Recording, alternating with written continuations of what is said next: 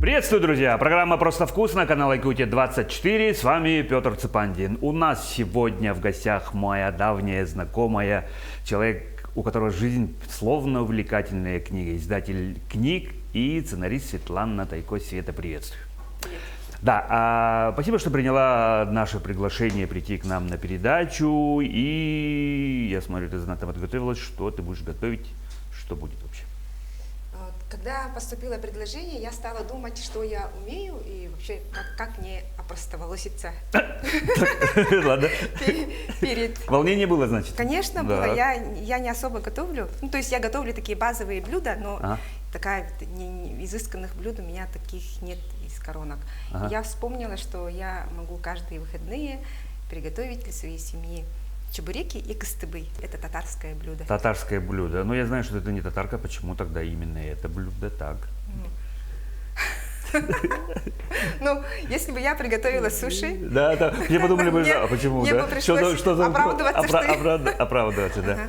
То есть это то блюдо, которое ты, я знаю, что ты многодетная мама, да, для себя дома готовишь часто. Да, провокационный вопрос. И еще я скажу, да, почему я выбрала, потому что ингредиенты самые простые, они всегда дома есть у любой хозяйки, да, у самой простой семьи. То есть не надо специально изгаляться, что-то там искать. Да, заказывать по интернету и все такое. Все хорошо. Провокационный вопрос. Девушкам, женщинам приходится дома всегда готовить, но это, скажем так, обязанность, но не все эти любят. Как в твоем случае? Я тоже не очень люблю. Тоже не очень, но приходится готовить. Да. Да. Ну, нет, чтобы я ненавижу, да, как-то вот это вот все на автомате, вот, как почистить зубы. Да, как почистить зубы. Ну, да, правильно. Хорошо, давай начинать. С чего начинаем? Первое, наверное, тесто. Или как? Пока мы будем делать тесто, мы поставим картошку вариться. И мы ее сюда. Тут уже вода подсоленная. Ага, картошку ты почистила. Наверное, картошка своя, да? Картошка, конечно, картошка своя. Мы же фермеры. Да, вы сами фермеры. выращиваем. Мне запрещают этот вопрос задавать, но я все равно его задам. Светлана, расскажи, пожалуйста, немножко о себе. Как вообще начинался твой творческий путь и как ты начала писать вообще? Писать.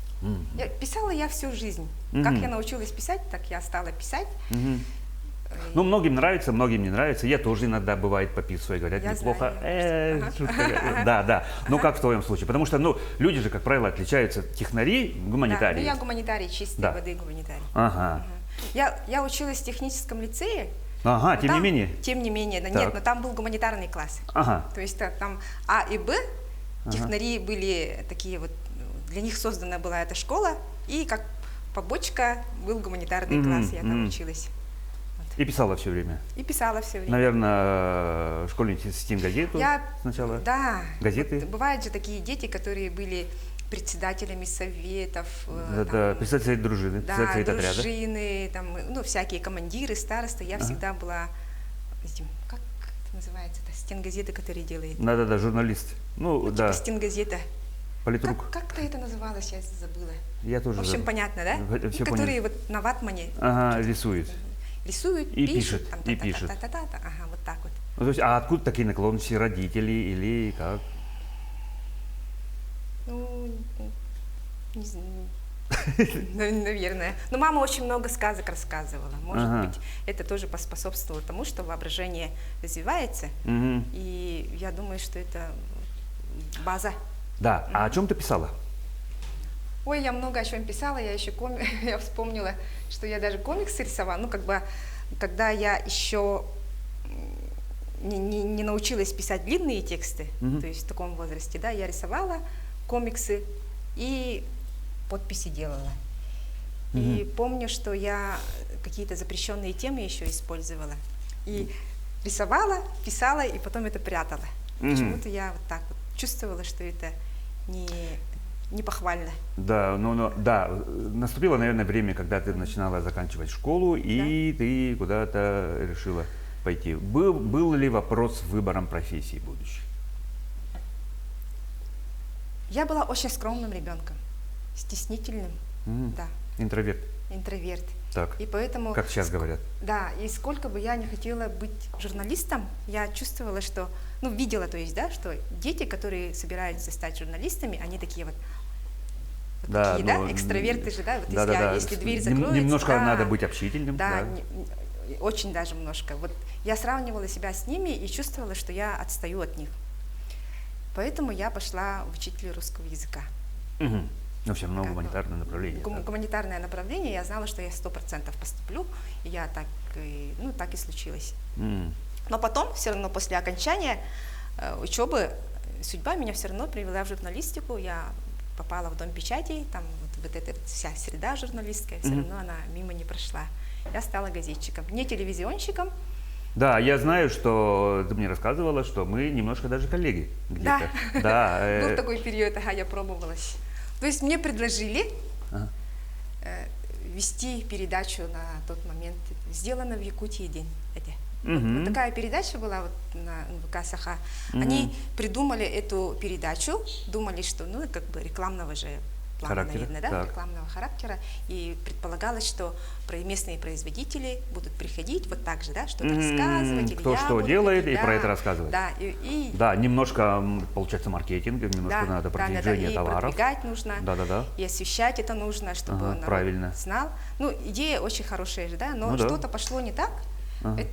Там оптимизация, не оптимизация, может, телеведущая. И сколько ты проработала? Вообще выходила в эфир? Конечно. Да ладно, да? Я очень страдала. Почему? Потому что я же интроверт, я же девушка стеснительная, из-за этого... Ну, то есть ты вот сейчас... Вот через «не могу» я как будто бы ходила. Вот ты, наверное, приходишь и кайфуешь, да? Здесь? Я здесь сюда прихожу, потому что меня здесь кормят. Шутка.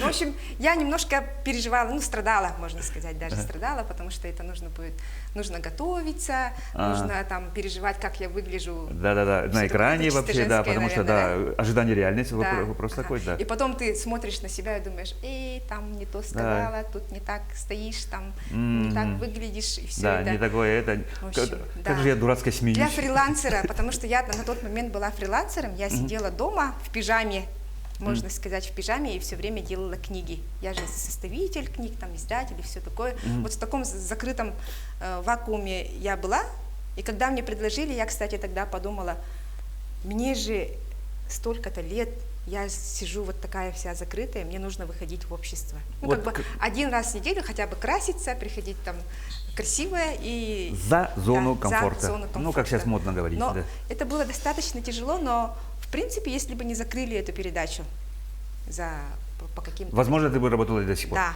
возможно, выросла бы как телеведущая. Да. Ты начинаешь за тесто.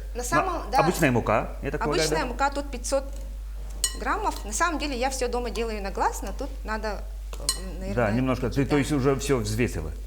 Да, я взвесила, и тут тоже щепот, ну, как бы... Давай чайную ложку сделаем, да?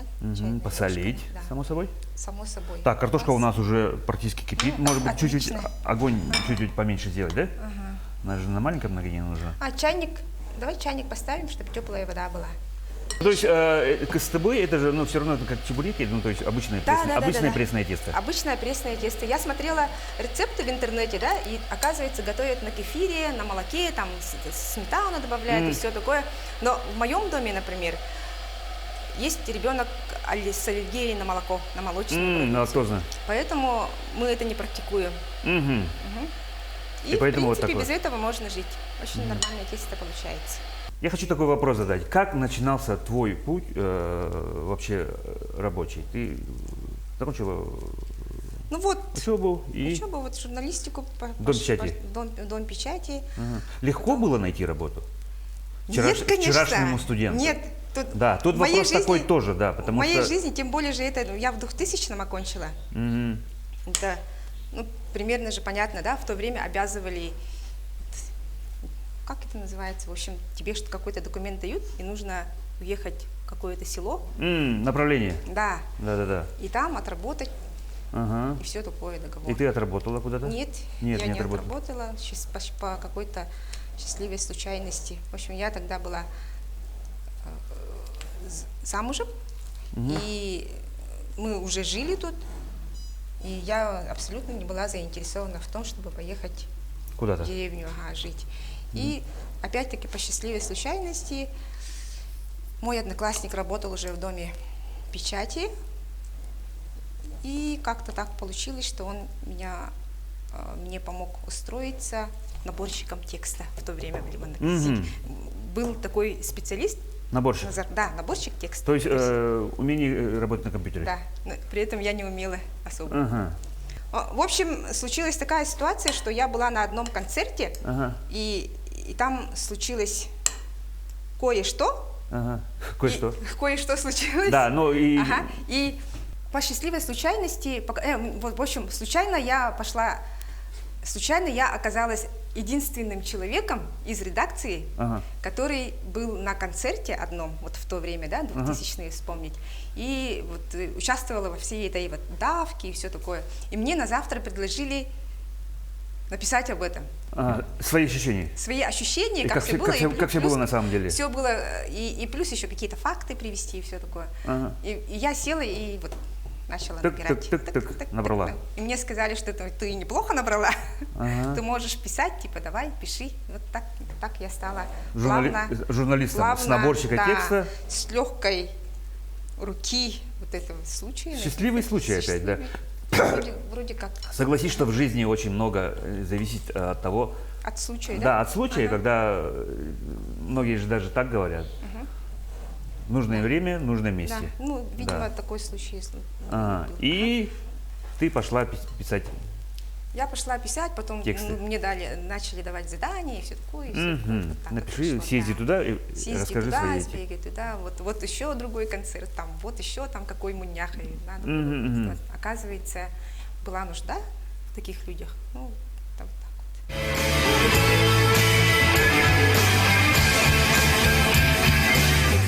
А как ты пришла к книгам? Ну, это уже второй этап работы, да, наверное, второй этап работы.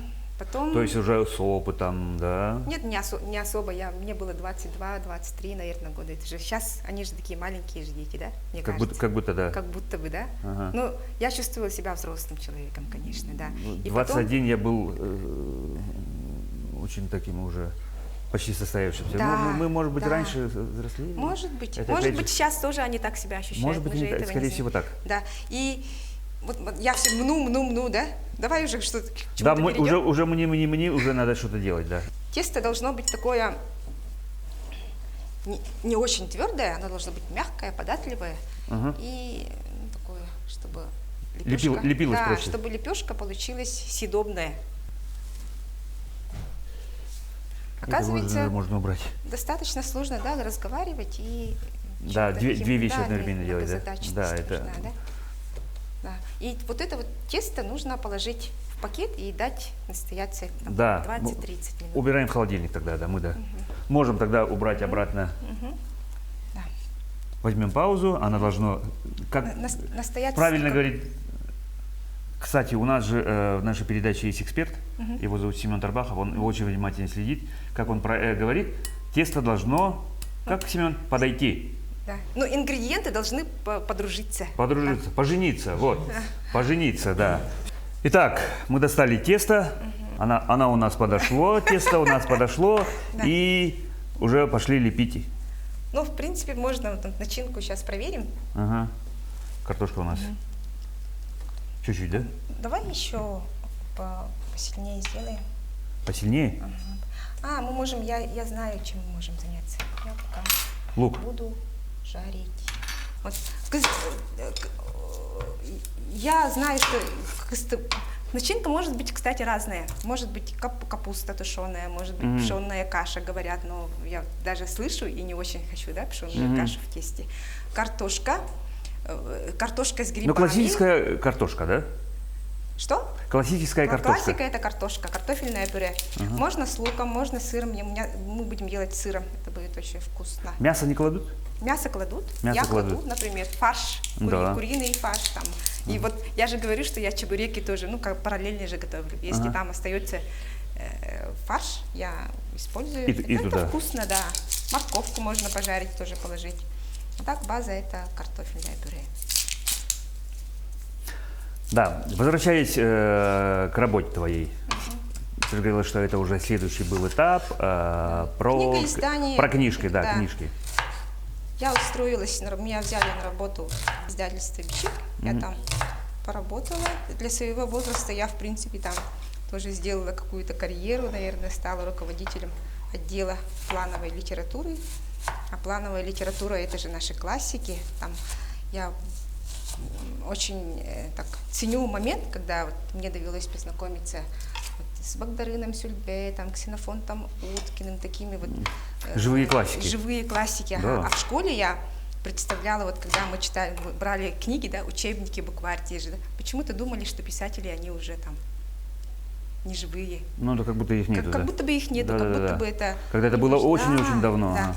А оказывается, они были прекрасно живы, я многих застала и увидела своими глазами, что они тоже люди со своими Такие же люди. слабостями, такие, да. Да, потому что же мы представляем, Идеализируем, да? идеализируем, да, как будто они… Да. Есть такое. Они простые люди, хорошие такие люди. И что сказать еще? Вот первое, помню, когда я вот только начала заниматься книгоизданием, почему-то мне дали… поскольку у меня было образование, да, учитель русского языка, они как-то вот так вот давали мне литературу на русском языке. Литературу на русском языке, давай включим. И Вот это тоже включить. издавали книгу, супруга Далана издавала эпистолярный их роман. И эта книга была, проходила через меня. Вот это одна из первых моих работ таких серьезных. Я была прямо очарована их любовью. Оказывается, вот Далан и его супруга русская, а он саха, да, и они познакомились в студенчестве, и они пронесли вот любовь свою через всю свою жизнь, несмотря на тюрьму его, там, заключение, все такое, такая верная, красивая любовь была. Сложная судьба и очень красивая любовь. И вот вдова Далана, она ходила в издательство, мы с ней общались, и я была восхищена тем, что, оказывается, любовь вечная может быть. Оказывается. Вот. Больше тогда сценарист – это же тот человек, который что-то придумает. Либо это может быть оригинальный сценарий, либо это который произведение Да, может быть и так, и так. и перекладывает и так, и Да, так. и так может. Ну, например, допустим, в номинациях же есть две награды за оригинальный сценарий, за обычный сценарий. По мотивам Да. Егора Неймохова, Первый. «Случай на озере Сайсары». Вот, Да, «Мой убийца» фильм, да, я смотрел по фильм. мотивам. По мотивам, там, поскольку это был детектив, нужно же было до конца не знать, чем это закончился, кто же убийца, поэтому там перелопачено, если ты заметил. То есть в книге этого нету. В книге там убийца, другой. Ну, не то чтобы другой. Чуть-чуть изменен сюжет, да, сюжет, да, скажем так, да. ага. И Идея заняться сценариями. Я знаю, что «Мой убийца», «Наша зима», да, «Айта», эти фильмы сняты по твоим сценариям. Идея исходит от кого все-таки? Как было в твоем в случае? моем случае, это в первом случае идея исходила от продюсера Марьяны Сегаль. Она хотела снять фильм, именно детективный жанр, и она искала сценариста, который бы мог написать в этом жанре. То есть идея не моя. Второй и третий, вот «Айта» и «Наша зима» — это идея от режиссера. Это Степан Бурнашов. Он хотел снимать фильм про любовь, про отношения, например, да, и он тоже искал сценариста, который это воплотит вот так вот. Наверное, в каком в будущем, вот, например, если бы эта идея была бы моя, да, принадлежала бы мне, я бы написала свой собственный сценарий без никакого заказа, я бы, наверное, и сама сняла, потом в итоге В итоге я бы сама стала режиссером, я бы сама стала продюсером. В принципе, это тоже дело будущего, наверное. Дело будущего. Да. То есть это один раз в жизни галочку поставить, то есть такая идея есть. Да, есть. Да. Как проходит работа сценариста? Вот расскажем, давай, телезрителям, приоткроем, скажем так. Это довольно, наверное, со стороны это довольно скучно. Да. Потому что если человек сидит за компьютером и сидит себе с утра до вечера, сидит. Набирает. И не важно, что в голове у этого человека что-то там все, что происходит потом на экране, это все тут происходит, да, Ты проигрывается, должна да. проигрывать сцены, Да, как это будет выглядеть, да. А со стороны диалоги. это довольно просто. Вот человек сидит себе и сидит. Так что никакого там нет, там, не знаю, съемочных. Бывает же вот процесс, да, съемок, когда там куча людей, там цвет, камера, то все. Такого же нету, конечно. Актеры, все такое. Нет, всё. Потом сценарий готов. Готов. Отправляешь файл режиссеру, И там и режиссер говорит, нет, вот я вот так тяжело, вот это, Да, ну, допустим, от сценария же зависит, как будет строиться. Я так знаю, Конечно. что от сценария зависит и даже от бюджета фильма. Так, Потом начинаешь дорабатывать. да. И утверждается окончательный вариант. Утверждается окончательный вариант. Часто так бывает, что, допустим, сценарий ты написала, отправила, утвердили, сняли фильм, идешь в кинотеатр и видишь, что... Мне все фильмы нравились. Вот все. Но я слышала от других, да, что бывает такое, что ты идешь в кинотеатр, и твой сценарий там полностью поменяли, там все там плохо сыграли, ну, не знаю, не так сыграли, да? Ага, там или что-то не так. не та атмосфера. Да, не та атмосфера, и им стыдно бывает. Ага. У меня такого не было. Я такая всегда. То есть везучая? Да, классно. Да? Я, оказывается, везучая, да? Как должно быть, так и получилось, да? Даже Нет, ну лучше. просто очень много Некоторых местах историй, даже рассказывают сами актеры, сами режиссеры, что во время съемок прямо произошла такая история, что давай кого-то сыграем вот так, или по-другому выразимся, другие актеры же, они эмоции. тоже импровизируют, да? Они, Да, они да. же не прямо же по букве вот так вот, да? Да. Делают. То они актеры, что они играют, импровизируют, там, накладывают свой характер, опыт и все такое. Каждый человек, который в составе съемочной команды, он вносит свою лепту.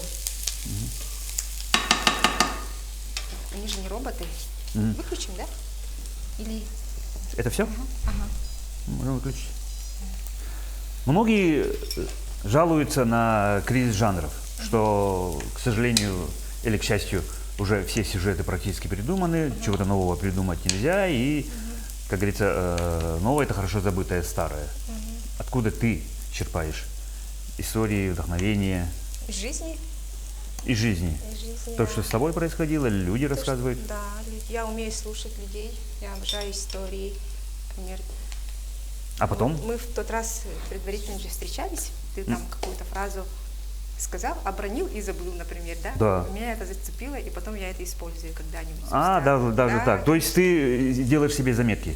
Ну, я запоминаю, что-то меня впечатляет. Каждый человек же умеет впечатлять. Ага. Вот и все. Потом это остается, и потом спустя годы ты пойдешь в кинотеатр, и что-то такое да более знакомое это может быть, например. И думаешь, а где-то же я это уже как будто слышал. Ну, Да? оно само вылазит, наверное, входит. То есть, скорее всего, писатели, да, люди, это очень с бурной фантазией, воображением. Я думаю, да, немножко Помогает ли это тебе в жизни? мешает иногда. Наоборот, мешает, наверное, да? Особенно вот в семье, да, с мужем, например. Ага. Проигрываешь разные сценарии. А, Человек может быть вообще не в курсе. Вообще не о том, да? Не в курсе событий, а я уже там и развелась, там и все такое, там, ну, куча всяких событий произошло.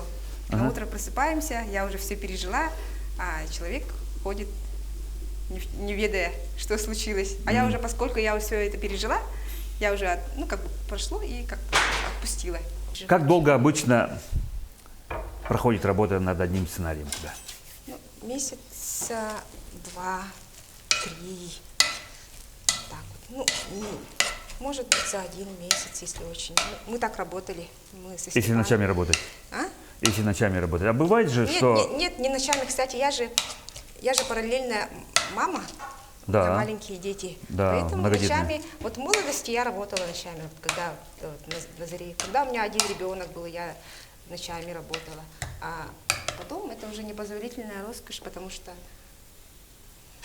надо же когда-то спать тоже, чтобы выжить. Отдыхать вовремя, Ну, да? ага, потом, Слушай, ну вот многие... Поэтому я перебила, да? Да, да. Вот, например, очень хорошо работать по графику. Я раньше думала, что нужно работать по вдохновению. Типа, вот я жду вдохновения. Муза посетила, Да, муза я пишу. пришла, и я там встаю в 3 часа ночи и пишу. А потом, когда я родила детей, у меня маленькие дети, я уже поняла, вот ребенок днем спит, у меня есть 2 часа. Никакой музы там. Ну, в общем, Дисциплина. Вот, дисциплина. Только Дисциплина, сила воли. Да. И это очень хорошо, порядочно.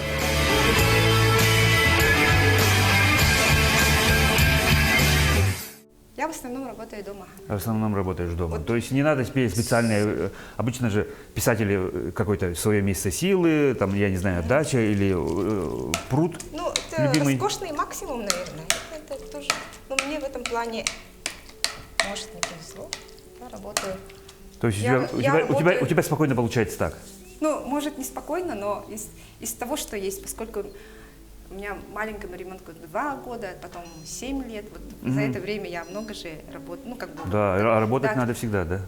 У меня не было такого там у Пушкина, сколько там, Болдинская осень, я понимаю, Да. У меня такого не было. Слушай, раз уж мы упомянули Пушкина, есть ли у тебя любимые авторы? Или авторы, на которых ты равняешься, или там слог, там где-то там? Сейчас скажу. Я обожаю Тэффи. Ты Тэффи читал когда-нибудь? Кого? Тэффи. Тэффи? Нет. Тэффи. Ну, почитай тогда. Хорошо. Ну, не знаю, Зощенко, Аверченко, например. Вот такой стиль мне, по-моему, больше нравится, чем... Зощенко, это же, ну, как бы, очень простым языком. Да. Да, Машка и Минька, по-моему, да? Я вот такая Манька и Минька, да. простая. Ага. Простая, и мне такое нравится. Аверченко, Зощенко, Тэффи. Довлатов тогда? Обожаю, ну, да, люблю. Вот, если сравнить, например, там, Достоевский и Малевич. Слишком тяжело. Слишком, да, Булгаков, да, как-то вот это не про меня. Но есть люди, которые... Ну, наверняка ты все равно, тем не менее, Конечно, я всё это их читала. читала. Да. А вообще ты много читаешь? Я по работе много читаю, потому что у меня всегда есть рукопись. Вот на сегодня я пришла сюда, у меня есть рукопись, которую я должна превратить в книгу. Я все время читаю по работе, то есть за деньги, да, как будто. А для потому что это твоя работа. Для души вот так вот урывками только читаю. Сейчас для души читаю Бориса Павлова «Сахалы». Борис Павлов есть такой писатель якутский, и он мой наставник, поэтому чисто из уважения к нему, и потому что он меня взращивал когда-то и внес Помогал. свою лепту в мое развитие, да, поэтому я читаю его книгу. Мы нагреваем просто сковородку. Нагреваем сковородку, никакого масла не надо, именно на сухой сковородке нужно. И вот наша начинка пускай тут стоит. То есть мы смешали лук, картошечку, которую мы превратили в пюре. Быстро нагреется, да? Я думаю, очень быстро нагреется. Там мы справимся. Натирается. Ну, это не обязательно, это просто как бы плюс. как изыск, да? А какие темы близки к тебе больше всего? Я люблю триллер, детектив, вот такой вот драма, все такое вот страдальческое. Да, почему? Не знаю. Это вопрос психологу. Не знаю. Ну, комедии. Я вчера, кстати, сходила на комедию. Комедию, мне кажется, сложнее писать, потому что очень сложно быть смешным. Мне кажется, самый сложный жанр. Тоже, да? Мне тоже так. Да. Ну, многие соглашаются с тем, что злодея сыграть проще, чем человека, который, ну вот рассмеши Хотя меня. кажется, что я, например, пишу смешные рассказы. Так. Пишу, Сама. Пишу. А когда представляю, что можно было бы на этой основе взять и снять фильм, начинаю представлять, как это будет. И это уже не нравится. Есть такое. Кто твой самый главный критик? Есть ли те люди, которые тебя толкают, чтобы ты продолжала работать? Такой просто вроде как, казалось бы, простой, да, вопрос. Казалось бы. Критик. Ты молодец? Что ты... Нет, кстати, я заметила, что когда мне говорят, что я молодец, меня это абсолютно не мотивирует. А когда мне кто-нибудь обидит и скажет, вот ты там не сможешь. Есть же такие люди, да? Да. Да куда ты? Вот меня вот это вот берет... Наоборот, злость спортивная. Да, злость берет, и я начинаю делать. Типа, докажу. Говорят же, так, кнут, пряник, да? Да. Но нет, это скорее всего не кнут все-таки, а что-то другое. Когда да, ткнули. ты типа чмо, да? Да, ну да, ткнули. Я Да, я не такой, лишь бы доказать. Ага, он есть такой.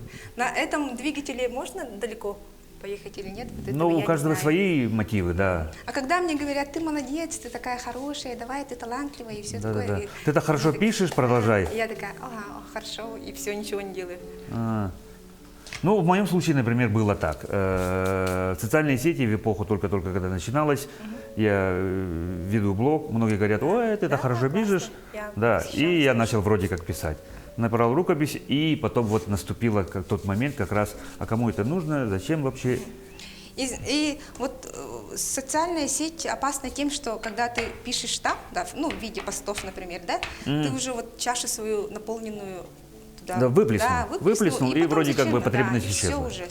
Там какие-то, там 3,5 лайка получил, комменты получил, и все, больше как бы, Вроде да. ничего и не нужно. И не нужно, я так думаю. Но, тем не менее, у многих же стоит в жизненных приоритетах, целях написать Написать книгу. книгу. Ага. Да, хотя бы одну. Да. Как говорится, уже там читает, не читает, но, скорее всего, купит мама, купят дети, Ага. и дальше все. А, кстати, сейчас есть очень хороший же формат, да, вот издать книгу тиражом 1 экземпляр, или там 2, 3, Да, да? ну да, 100 штук условно. 100 штук условно. Для даже. родственников. Да, для родственников, Для друзей. там, на юбилей, для друзей и все такое, и там все это сделать. Все прекрасно же. Да. Зато у тебя есть книги. Мгм. Вот моя книга. Вот моя книга, 1 экземпляр. Вот. Положил себе на пол. Почему-то очень медленная моя печка. Медленно, Ага. еще сильнее.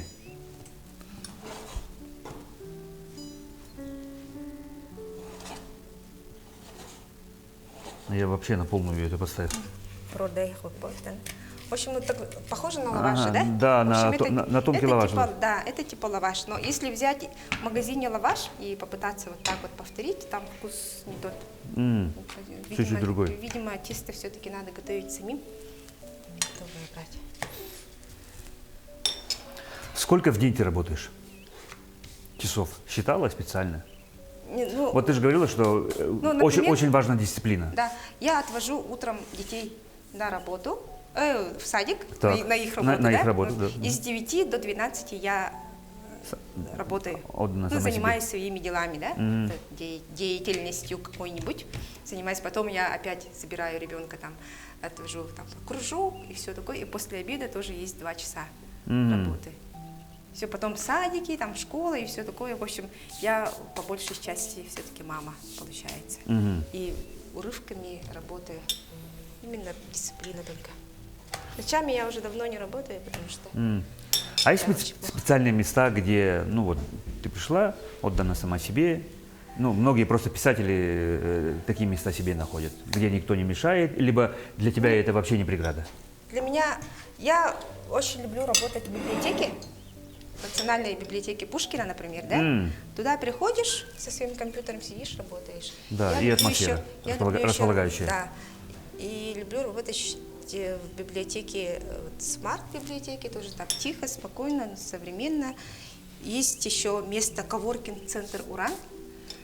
Там люди тоже, ну, как там фрилансеры приходят и друг другу не мешая, сидят тихо. Вот 3 места, где можно меня найти за работой, увидеть, встретить. Сейчас. Как ты отдыхаешь? Я Да. сплю. Сплю. И все? Специальный отдых, ну то есть... То, что мне приносит личное да, удовольствие. да. Я хожу в спортзал. Вот, наверное, там же тоже устаешь, но при этом я отдыхаю. У меня теперь есть сильно, да? бабушка. Вот, я помню, ну, вот мне сейчас 47 лет, да? Так. Но при этом у меня Первый есть человек, который честно признался, так. Нет, я вот потому что привязываю к бабушке, да? Ага. И многих удивляет, когда узнают, что у меня есть бабушка. Типа, ты нахта, и она живая, типа. Так. Она живая, ей 98 лет. И она планирует еще жить до 100 лет. Это очень немало. Да, очень немало. Честь, хвала, ага. Но она в твердом уме, там, памяти, как говорят, да? Так. Она там, с утра до вечера живет по плану, планирует все, делает. Она не просто там доживает свой век, а именно вот вчера она, например, научилась, начала осваивать новое дело, эти плести корзины начала. В общем, она... То есть очень активной жизнью проживает. Она малоподвижная, но очень активная жизнь у нее. Она человек, который находится рядом и всегда меня восхищает и мотивирует, конечно. Бывает, что она ругается, ну, там замечания какие-то дает и все такое. Но в целом она такая очень классный человек в жизни. Так классно выглядит вот это с сыром, да? Будем пробовать. Вот так, это уже все готово. Это все готово. Так, все, мы на финишной прямой. Да. Кыстыбый. Кыстыбый. А есть ли у тебя блюда, которые ты вообще сама любишь? Позови, да. Семен, Снегурочка, Семен. Вот и наш эксперт. Здравствуйте, я вот за вами наблюдал. Красота. Да, вот сейчас остался последний штрих, как сделать, да? Кыстыбый надо, как и кутабы, обмазать сливочным маслом. Она у Это нас топленое. практически топленое масло. Да. Вот так, аккуратненько. Визуально правильно смотрится, да? Визуально, да. Кыстыбый вы, получается, уже не один год готовите, да? Да. Ну, я еще импровизирую. Я посмотрел, как еще. бы легкой рукой так делаете. Уже все отлично. А ты сам умеешь готовить кыстыбый? Да, кутабы тоже. Кутабы многие путают с кыстыбыем или кыстыбы путают с кутабами. Да. Ну просто надо. Схожие. Да, это татарское блюдо, башкирское, вот, да. А кутабы у нас больше азербайджанское блюдо. Ну, схожие. Да, но они еще бывают закрыты. И в азербайджанской кухне они готовят еще и с мясом. Больше, там гораздо больше есть зелени. начинка другая. Да, а тут у нас в основном картофель, А там база крупы. мяса или картофельное пюре? Там база, скорее всего, зелень и баранина. Как кушаем правильно? Берем просто... Так? Не очень попышно, да? Знаете, как в семейно-воскресный завтрак, например, в обед, да? Вообще отлично будет. Вот реально, когда в воскресенье дети просыпаются, они же к обеду просыпаются. Да. А я вот это уже приготовила, и мне вот начинают это... День начинается со вкусняшки. Да. Света, очень вкусно. Реально? По мне очень вкусно. Да. А по вам? А по вам, да. Отлично, мне очень все понравилось. Жареный лук, как в классическом варианте. С сыром? Да. С сыром же прикольно, да? Да. Я с сыром. С сыром, да. Еще И вот с топленое морковью. масло очень хорошо комбинирует. Спасибо вам. Да. Петр, как тебе? Ну, видишь, я вот стою просто ем со страшной силой. У меня же фобия, кстати, была. Я рассказывала, да? Нет. Что меня однажды позвали на передачу, там был прямой эфир, нужно было готовить, и меня же позвали как это, человека, который будет делать бупах. По моему рецепту у меня есть бупах, ну, то есть я готовлю, да? И оказалось, что посуда не вмещается. И там у меня что-то Маленькая. было, да. То ли посуда маленькая была, как Алиса, да, то ли содержимого Причем было что-то много. немножко пошло не так, и мне было так стыдно из-за этого. Ага. И у тебя родилось, Я боялась, что сегодня тоже- произойдет что же самое. Неужели опять, да? Не было никогда, и вот опять. Ну что ж, Давай, тем не менее, да, давайте закругляться. Тем более, что нам уже намекают, что эфирное время, к сожалению, не резиновое. Свет, тебе еще раз спасибо большое. И у нас такая добрая традиция. Пожалуйста, вот на камеру пожелания для наших телезрителей. Да? Да. Слово тебе. Вот сейчас стало очень модно же, да, вот правильное питание, но бывает такое, что в правильном питании не всегда хватает души, да, а вот такое раз в месяц можно себе позволить такое душевное. Мне чтобы кажется, раз в вся неделю семья- можно. Да, раз в неделю даже можно собраться всей семьей из простых блюд готовить вот душевное что-то. Будьте в кругу семьи, в кругу любящих людей и готовьте просто. Друзья, я еще раз скажу, что у нас сегодня в гостях была издатель книг, сценарист Светлана Тайко. Света, тебе еще раз огромное спасибо за реально очень вкусную за очень реально очень вкусную готовку, кыстыбый, за интересную беседу. А, друзья, мы на этом с вами прощаемся. Будьте здоровы, и мы, как часто здесь всегда говорим, ешьте просто вкусно. Будьте здоровы, друзья.